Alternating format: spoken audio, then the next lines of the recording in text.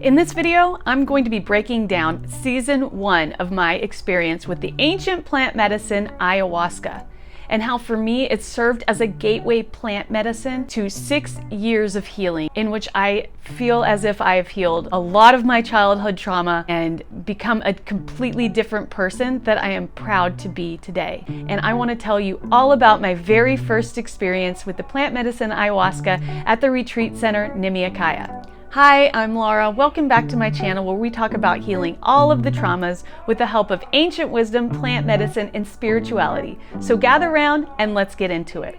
So in this video, I'll be giving my full testimonial to my very first retreat at the retreat center Nimea Kaya in Pucallpa, Peru. And it was a catalyst to a life-changing healing journey that I embarked on following that first retreat for the next 6 years, and I am still on it today. Even making this video is living proof of the ability of this magical plant medicine to heal inner parts of you that you didn't even know were broken.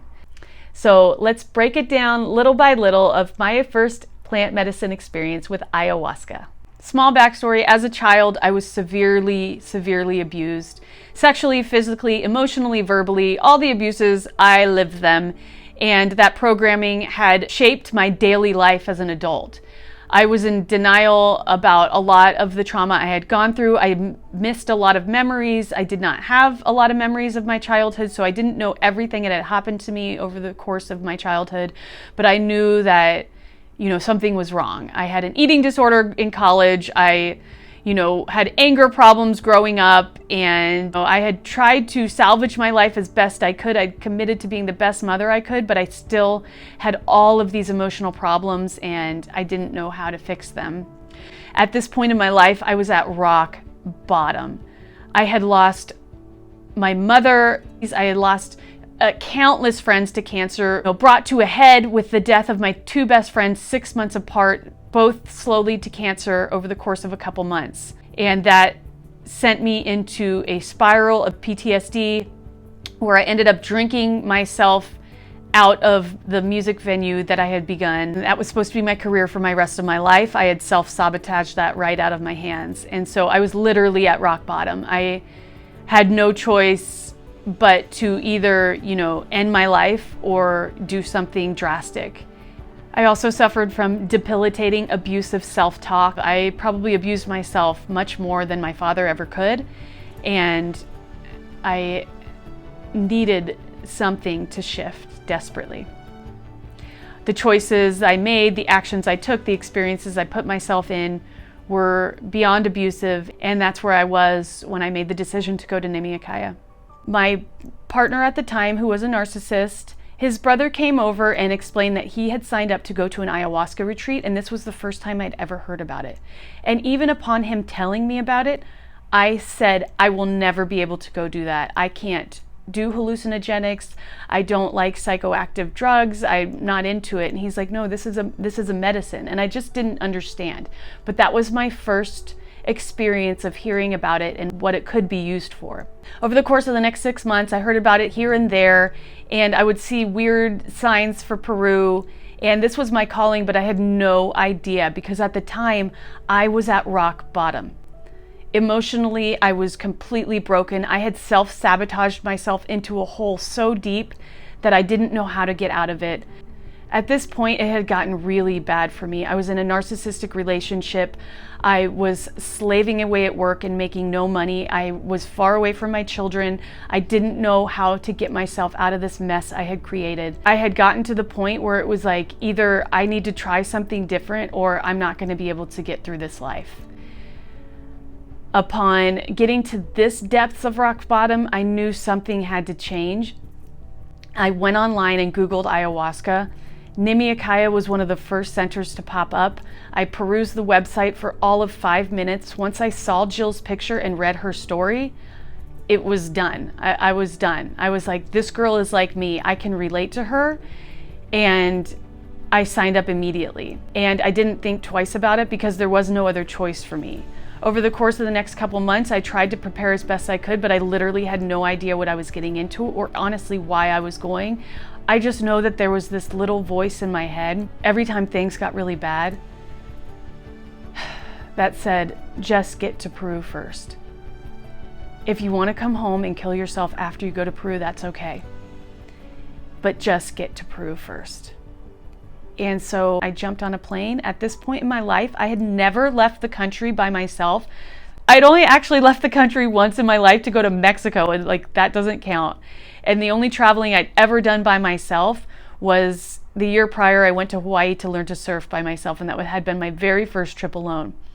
So getting on a plane to go to a country where English is not the first language was terrifying. But again, I didn't really have any other choice at this point. I knew I had to do something drastic because things were so bad. And looking back, I'm blessed that I was called, because it ended up being something that changed the course of my life entirely. I got on the plane, I got to Lima, and I had a full-blown, complete and total mental breakdown. I was terrified. I had a full-blown panic attack. What am I doing here? Why am I here? I don't want to trip. I don't know if I'll be able to handle this. All the things that could go wrong. And somehow I found the inner strength to make it through that and boarded the plane to the jungle the next day. Immediately upon getting off the plane, Nimea Kaya's facilitators were there to greet us, and literally I felt better immediately. A really good job of only hiring people that are not only committed to the path of helping others, but they're committed to the healing path of themselves. So every person that is working there or volunteering there has done their work with the medicine, but also has been through their own healing journey.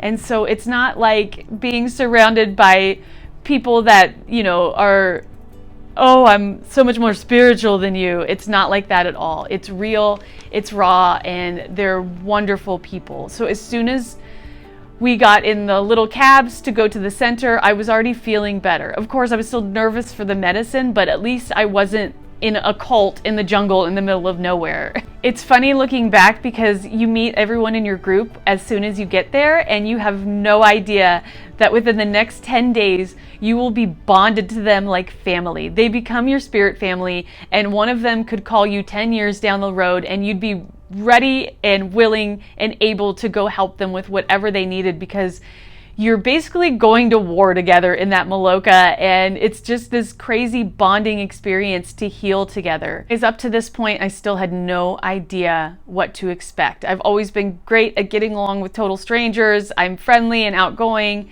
So I was able to fake my way through all that and hide my utter terror of what was to come. Ceremony 1. Once you walk down that path to the Maloka and Nimea Kaya, it's a sacred walk, and you will never forget it for the rest of your life. The shaman are actual Shipibo elders, where a true lineage has been passed down within their family for hundreds of years. There's something very different about sitting in a ceremony with actual Shipibo shaman that have done this work for many, many, many years. So ceremony 1 began. They handed me my cup of medicine, and I drank it, and nothing happened. At Nimea Kaya, this first ceremony is about gauging your tolerance to the medicine. So have no fear if you're going there. The first ceremony, they start you out with a small dose and work you up because they want to know where your ideal dose is. And this is such a great way of running a retreat center because you kind of get to your perfect dose very quickly.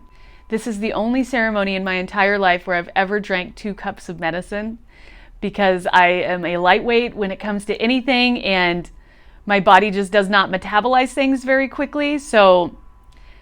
But I was desperate for healing, and I kept telling myself I did not come here to not feel anything. So after about an hour or 2, they ask who needs a second cup, and upon drinking that is when the medicine finally hit me. It started out as fractals and visions around me of sacred geometry. And of course I was scared because for me, because of my childhood trauma, losing control is very, very difficult for me and very uncomfortable for me. Some people relish in this realm of beautiful visions and thoughts and, processes, but for me, it's really hard to let go. Once it started, I just tried to remember to relax and surrender because I had done enough research to know that. And the medicine started working its magic. So for me personally, prior to coming, I had lost my two best friends of cancer, 6 months apart, and my mother had passed away. And so I had a lot of grief on top of the childhood trauma that had to come out first. And so this entire first ceremony was about releasing grief on a deep, deep level. I cried harder than I've ever cried in my life. I get emotional thinking about it because it was so powerful. I kept asking the medicine, why do I hurt so bad? Why is it so hard? And the medicine was answering with, you have to let this out. You think that you're holding on to your dead friends to keep their memory alive, but really you're not helping them at all. You're holding them captive, and they need to be released, and you need to release this grief, because otherwise there's no room. I'm getting so emotional. Because otherwise there's no room to let goodness in. And immediately upon that message, the male shaman came and sang in front of me, and energetically and visually I could see the grief being pulled out. And I'm like, I mean, girl, there's like snot all the way down. I mean, piles of snot surrounding me. There was not enough Kleenex in the universe to dry my tears or wipe away the mucus. It was insane how deeply I was crying. And I'm a good crier. Like, I've had some good cries in my life, but this was unlike any cry I'd ever had. And so it continued while he sang to me, and telepathically he was saying, let it go, let it go. And he took the tobacco and blows the tobacco on my head and laid me back. And as soon as he laid me back, I went to what I can only describe as the ayahuasca paintings. You see some of them on the wall behind me, but they're always these gorgeous paintings of like bright, beautiful colors with all the jaguars and the hummingbirds and the serpents and the animals all crawling around, and they're not there to hurt you. It's beautiful. It's gorgeous. And that's immediately where I went. And while I was there, because it was a very short time I was there, my body started falling away. And I said to the medicine, I said, I'm scared of losing my body. This scares me because I'm not ready for it. And the medicine said, no, you're not ready for it. But I want you to know this is the goal. This is what you're working towards. And at the time, I did not know that it would lead to a 6-year journey of healing. At that time, I was praying it would be the one and done kind of thing. And I had no idea what I was getting myself into. But this message has stayed with me ever since. Remember, I was at rock bottom. That was my ceremony 1, and I'll never forget it. That brings us to ceremony 2. Ceremony 2, there was no need for a second cup because now they knew what dose was necessary for me to have a powerful ceremony. It became a habit pretty quickly for me upon drinking the medicine to immediately say, I promise, if I get through this ceremony, I will never drink again for the rest of my life. Now I'm like 15 ceremonies later, and I still probably do that every time. But it was just my way of getting through it. You know, you have to laugh at yourself through this work because otherwise we end up taking it so seriously. In ceremony 2, upon drinking, the fractals, the visions started to come around again. You can feel the medicine swirling through your body.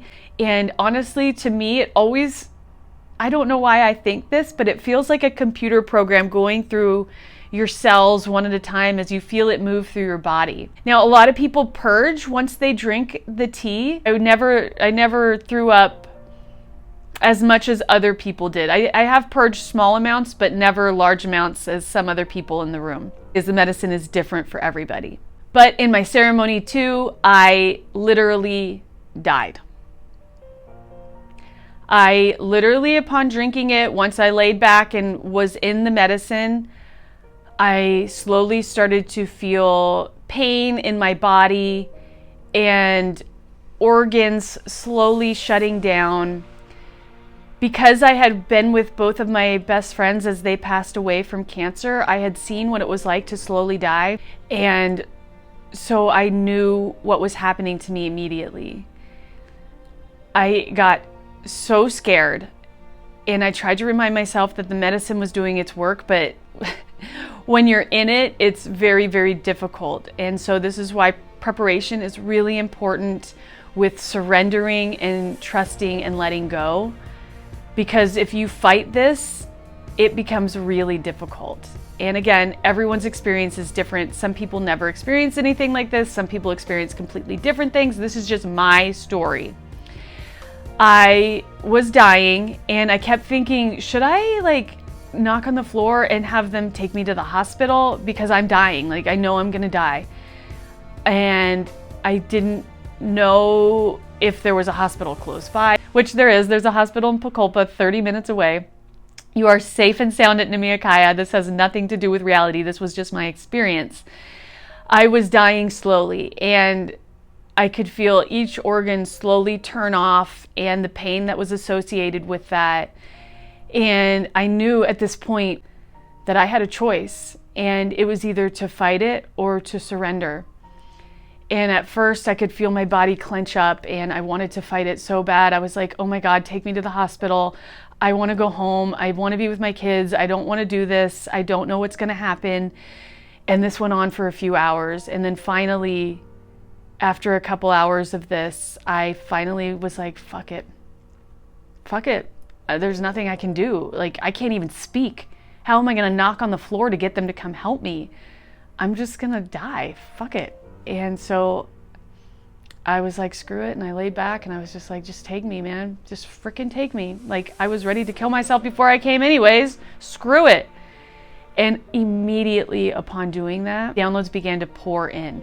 At this point, the woman shaman had gotten to my mat, and they encourage you to try to sit up when they get to your mat. And so I took all the strength I had to sit up, and she started singing to me, and literally every friend that I had had that had died came to see me. I saw my mother, I saw all my friends that had passed away.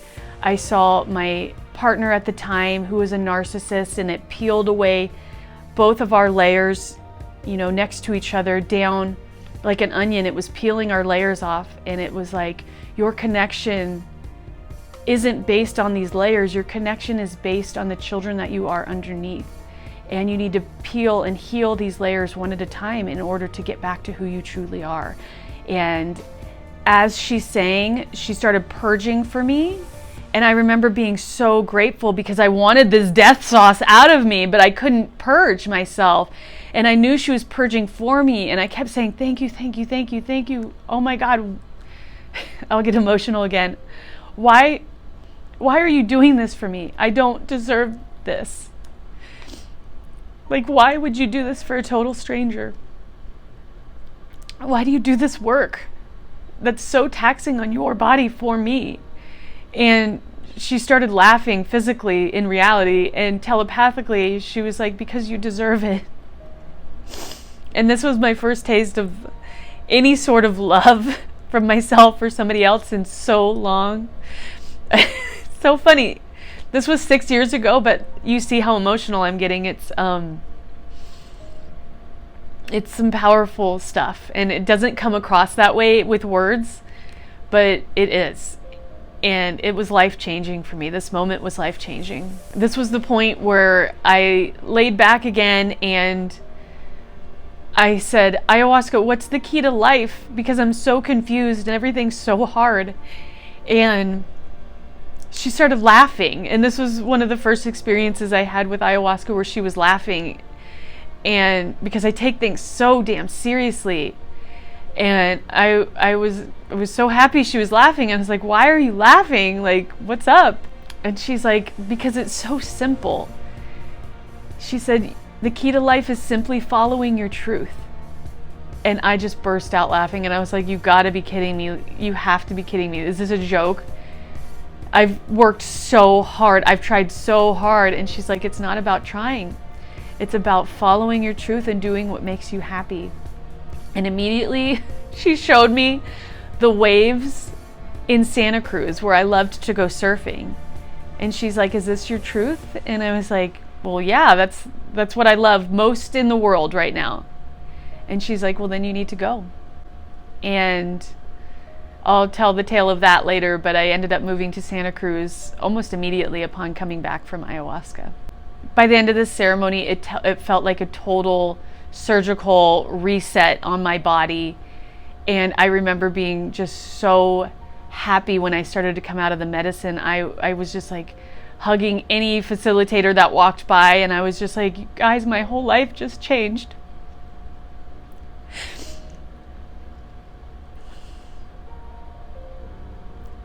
I was like, you don't understand, my whole life just changed. Everything just changed, and I knew it. And I'm sure I'm missing a million things, but I knew in that moment that everything had changed, and I would never be the same. I didn't know how it would look or what it would be or how I would do it, but I just knew that everything was going to be different. Now, as I tell the story of Ceremony 3, I want you to understand that what I consider scary or hard might be easy for somebody else. We all have these different ranges of perspectives, so please do not take this story as what your experience will be like. Have zero expectations going in and just have an open heart. And what I describe as terrifying to me might not be a big deal to somebody else because of my childhood experiences and the abuse that I suffered as a kid. It might not be a big deal to somebody that had a normal, loving upbringing. And so just remember this when you're listening to any testimonials, that everyone's coming from a different perspective. So going into Ceremony 3, I had been well rested the day before, and they knew my dose perfectly. And so I go into the ceremony with fear, obviously, because there's always trepidation walking down that path into the Maloka. That never stopped for me. I mean, maybe for other people it does, which Nimea Kaya also has a very high rate of return clients because it's so wonderful and safe and amazing. They have a lot of clients return for their second, third, fourth retreats. Once you find a place that is this pure and built on pure intention and built on love with wonderful facilitators, I mean, I wouldn't go anywhere else. And that a lot of clients speak to that and can speak to that. So going into Ceremony 3, I had obviously the normal trepidation, but I went in and drank my glass as normal, and really nothing happened. And so I knew in my heart that I had done so much work already, and I was like, I don't need a second cup. But also with ayahuasca, I have learned the hard way that dose doesn't really matter. It is, once it's in your body, it's in your body, and it will do the work that it needs to do in order to heal you. And you could drink a half a cup or 3 cups and have the same reaction. It doesn't really go by body weight or how big or small you are or how fast you metabolize or how slow you metabolize. All the stories I made up. It really has nothing to do with that. So, but on this night in particular, I decided I did not need a second glass, and I just kind of was like listening to the sounds of the jungle and feeling really peaceful. I think I went outside for a walk at one point with one of the facilitators, and I came back in, and as the shaman had made it about halfway around the room singing to each person, I felt the medicine come on. And I was like, wow, it's really late in the ceremony. Why is this happening so late for me? And it hit me very, very hard. During the next, I would say 3 hours, I was in what I can only describe as a kind of black hole where I felt suffocated. I felt so scared. I didn't know what was going on. I was alone. I was not really crying, but just focused on my breathing because I felt like I was suffocating. So I just really wanted to breathe. And I kind of came in and out of blackness. I was very, very, very scared. Almost like I felt like a baby. Like I felt like a little child, a tiny little child. And I asked one of the facilitators to hold my hand, and the poor guy. The facilitators at Nimea Kaya are the sweetest humans you will ever meet. So I'm so grateful for them, because this poor guy ended up having to hold my hand for, I imagine it was at least a few hours. And every time he left, I was in and out of consciousness, but I would say, please don't leave me. Please don't leave me. And he was like, okay, I won't. At Nimea Kaya, the facilitators are trained to not interrupt your journey on any level. But in this case, I think they understood that I needed that so that I could relax enough to go into the medicine, and they are there to help you through it. You will be in safe hands while you're there. I promise you.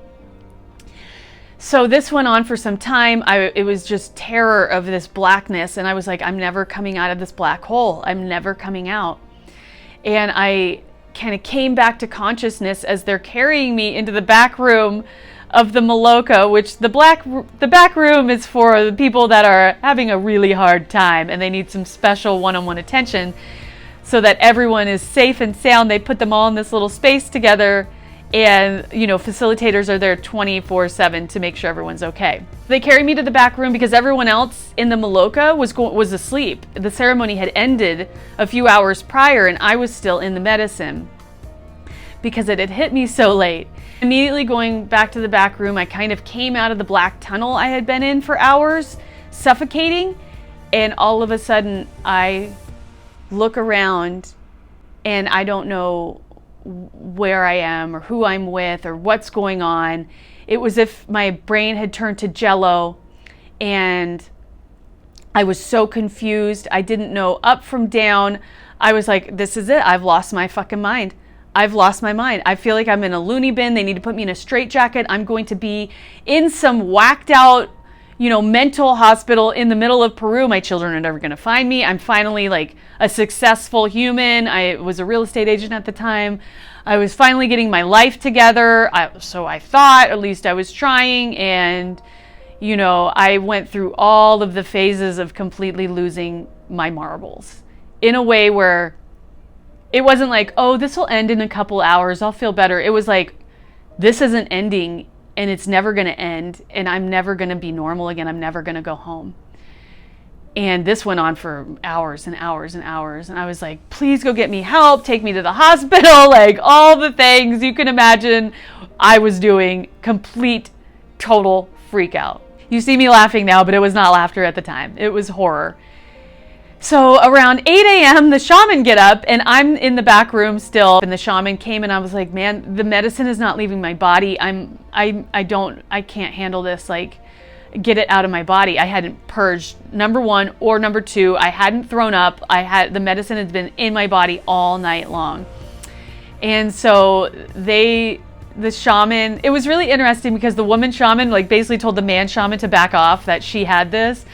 And it was really special to me because she felt very motherly. And as soon as she came and sat by me, she started massaging my stomach and saying some prayers over me. And that was the first time I was like, okay, maybe I'm not going to die out here in the jungle. She obviously wants to take care of me. Well, then sweet owner Jill comes in finally. And she's like, well, what's going on here? And just was so calm. Her energy like immediately calmed me down. And she was like, go make her some lime and salt water. And they made me a little bit of this concoction. And she's like, you need to start pounding this now. And for the next like couple hours, Jill gave me the lime juice. I started finally purging, but Jill stayed with me through all of this. I literally felt like a baby. Looking back now, I finally have integrated this ceremony 6 years later. 6 years later, I finally integrated it. And I had been in the birth canal and I had gone through a complete rebirth. So the hours I spent in darkness were in the birth canal. And then when I went into the back room, I had been reborn. And as a baby, you are born and you don't know where the frick you are. You're just looking around like, where am I? What am I doing? So anyways, at the time I didn't know this. But looking back, it all makes sense because Jill mothered me. And this is how safe you are at Nimea Kaya. She stayed with me until I started purging. And then she's like, let's go to your room. And she literally put me in the shower so that I could feel the cold water, rinse off all that energy and come back into my body and start getting grounded. She helped me shower. She put me into bed. She brought me food. It was like a total mothering scenario. And this is why it's so important to research where you're going and go somewhere where you're safe and where somebody's going to take care of you, because I needed this in this moment. Not everyone is going to have this ceremony. Everyone has different ceremonies, and typically ayahuasca is like 4 to 6 hours, but for some reason it stayed in my body longer, and that's just obviously what I needed at the time.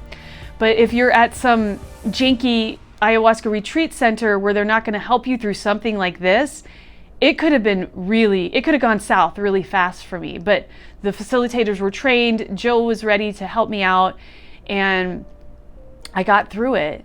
And so I ended up finally eating. People checked on me all throughout the day. I ended up sleeping most of the day and throughout the next night, and finally got to breakfast the next day, which was banana pancakes. And literally I walked up to breakfast and everyone just started cheering, like, you made it, woo! And like having people give a shit about me was like, I can't believe I'm getting so emotional. This was 6 years ago, but looking back, having people give a shit about me was like, I was like, why do they care? Like, I'm such a piece of shit. Like, I had this horrible self-talk, you know, that before I went to ayahuasca. And so wondering why they cared about me so much was like part of my journey. And, you know, they did, and I cared about them.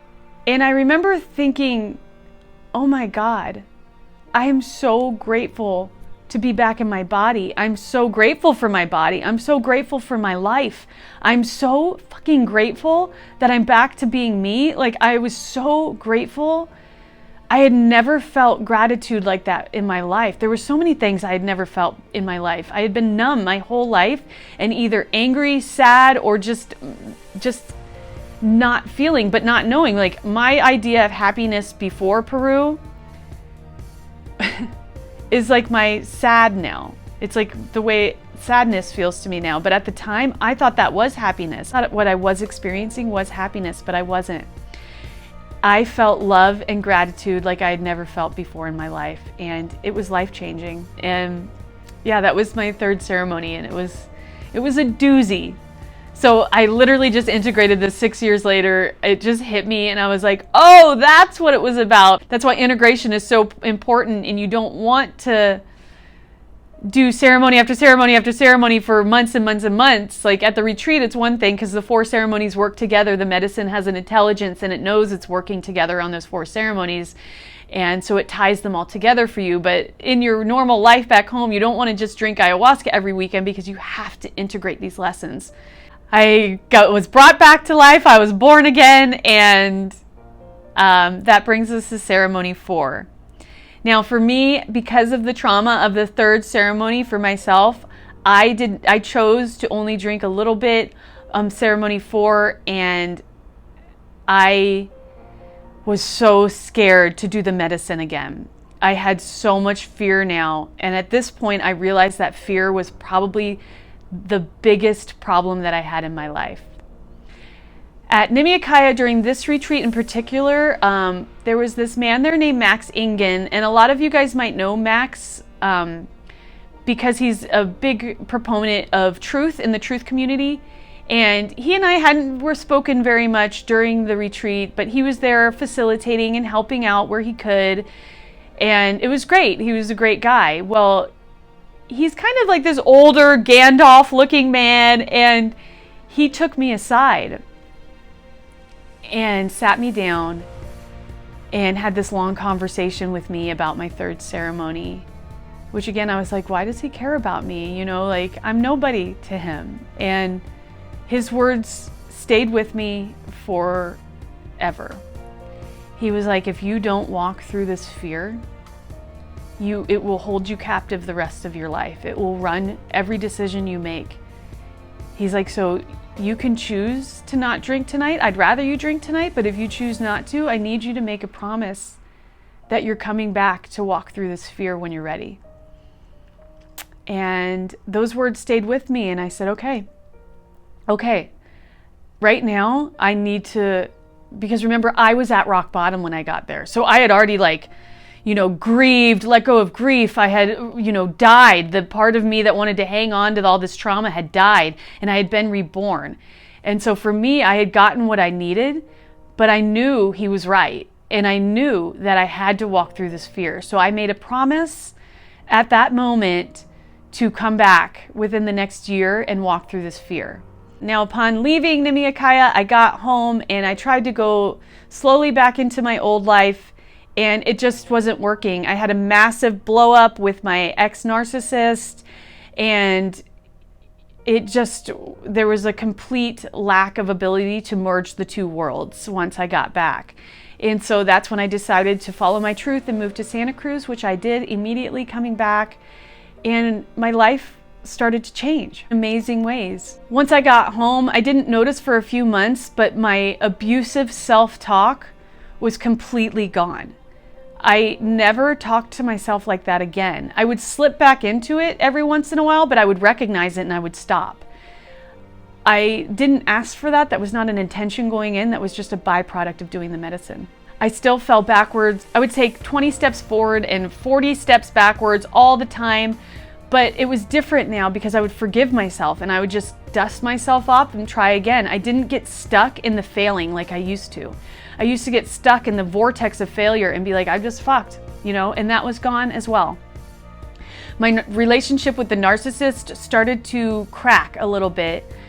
It would take me another 4 or 5 years in order to leave that relationship, but it took that much medicine and that much work in order to leave that relationship because of the deep psychological subconscious programming from my abusive childhood.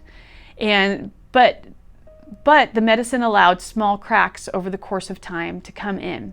I started to see all of the fears that I lived with on a daily basis. And this just fortified the promise that I had made to myself, to the medicine, with Max as my witness, that I would go back and walk through that fear, because I started to see it even in little things like decisions about, you know, starting a business or, you know, an exercise routine or even surfing bigger waves. Like, I was held back by fear and I could finally see it. And this is why it's important to listen to your own voice with this medicine, because had I done that 4th ceremony right then at that moment, I wouldn't have had time to go home and integrate the lesson of fear and see all of the ways that fear was holding me back in my life and how my fear was holding back my children as well.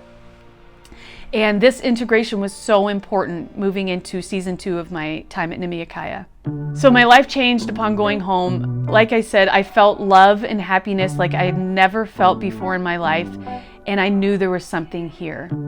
And I knew I'd promised to go back in the next year. And I was going to milk that year for every second it had, because I was not going back right away. Thank you for watching. I hope you enjoyed this video. Watch out for season 2 to come out in the next couple weeks, and continue the journey with me on my full testimonial of my time at Nimea Kaya, doing the ancient plant medicine ayahuasca, and the way that it helped me heal from rock bottom to a happy human. Namaste, bitches.